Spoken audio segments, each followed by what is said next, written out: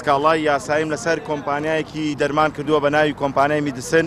کە لە ساڵی 2013 بۆ 16 کە ئیکسپایری ئەم شروع بە 2013 بۆ 16 بۆ بە ناوی سیپرۆیبتادین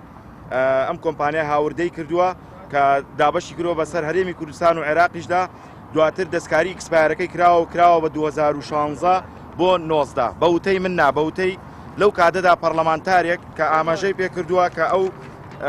شروع بە ئیکسپایرە لە بازاردا هەیە و دەرخواردی مناڵانی کوردستانە درێکە یەکێکە لە هۆکارەکانی دروستبوونی کێشە بۆ مناڵان کە لەبەرەوەی لەسەر مێشکی ئەو مناڵانە ئیش دەکا و هۆکات زیاتر هۆکارێک بێ بۆ زیادخۆری واتە بۆ گەشە بەکارێندێ.